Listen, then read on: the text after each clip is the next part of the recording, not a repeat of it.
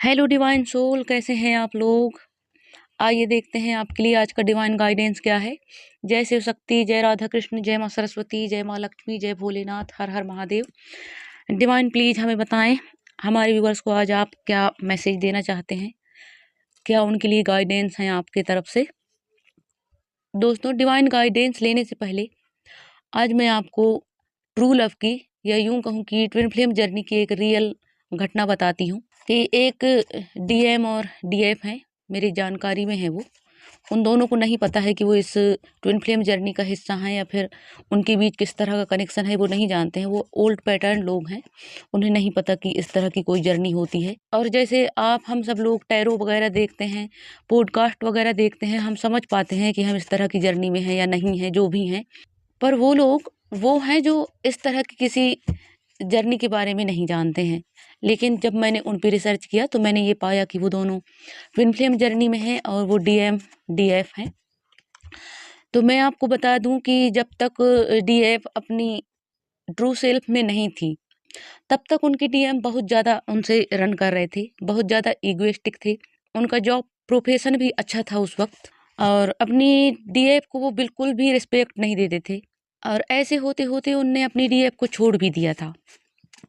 DF को छोड़ने के बाद फिर वो, जब वो दोनों अलग हो गए, अलग होने के बाद डीएम ने दूसरी शादी करने की भी कोशिश की।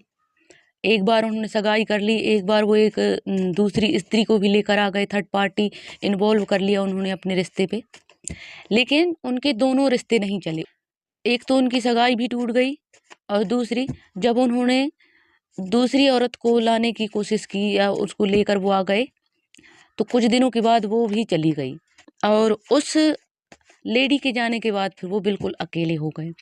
और दूसरी ओर डीएफ ने अपने ऊपर बहुत काम किया, उन्होंने 2 बच्चे भी संभाले, वो सिंगल मदर रहीं, और उनका छोटा मोटा जॉब भी लग गया, वो जॉब भी करने लग गई।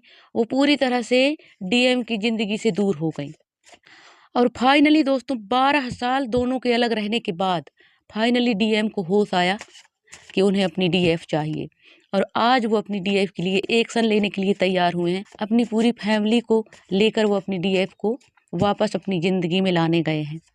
तो आप लोगों के साथ ये कहानी शेयर करने का दोस्तों मेरा एक ही मोटिव था कि अगर आप हार मान रहे हैं ज़िंदगी से, आपको लग रहा है कि हमारा कुछ नहीं हो सकता, तो आप ऐसा ना सोचें। पेशेंस की बहुत ज़रूरत है। अगर आप स्पिरिचुअल जर्नी का हिस्सा हैं, या फिर आप ट्विन फ्लेम जर्नी का हिस्सा हैं, या किसी तरह का भी सोलमेट हो, ट्विन फ्लेम हो, इस तरह की जर्नी का अगर आप हिस्सा हैं और आपका वो काउंटर पार्ट है, तो यकीन मानिए आपको इंतज़ार तो करना पड़ेगा, इंतज़ार करना ही पड़ता है। इंतज़ार आपको तब तक करना पड़ेगा जब तक आप सेल्फ डिपेंड नहीं बनेंगे, अवेकन नहीं होंगे, कोडिपेंडेंसी से बाहर नहीं आएंगे। और जिस वक्त आप कोडिपेंडेंसी से बाहर आ जाएंगे, उसी समय आपकी डीएम को आप तक पहुंचा दिया जाएगा। तो इस कहानी को बताने का मेरा मकसद यही था कि आपको हार नहीं माननी है।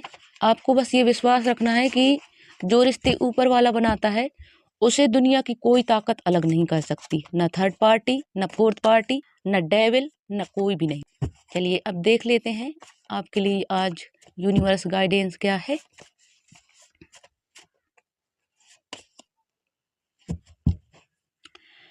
तुम्हारी शादी अपने ही शहर या गांव में होगी। तो हो सकता है आप में से किसी का अपने ही गांव शहर में किसी के साथ शादी होने के चांसेज हों। तो आपको कहा जा रहा है कि आपकी शादी अपने ही गांव या शहर में होगी। एक और मैसेज हम देख लेते हैं। ये देखिए, अभी मैंने आपसे कहा था ना, देखिए दोस्तों, ये मैसेज निकल कर आ गया। थर्ड पार्टी स्वयं आपके मार्ग से हट जाएगी, चिंता मत करो। डिवाइन आपसे कह रहे हैं कि आपको थर्ड पार्टी के बारे में बिल्कुल भी चिंता नहीं करनी है, वो स्वयं ही आपके मार्ग से हट जाएगी। थर्ड पार्टी हमारी ज़िंदगी में इन्वॉल्व होती है लेसन देने के लिए, डीएम को हो या डीएफ को हो, लेकिन उनको ये लेसन देने के लिए कि सच्चा प्रेम क्या है और तुम्हारा सेल्फ वर्जन क्या है।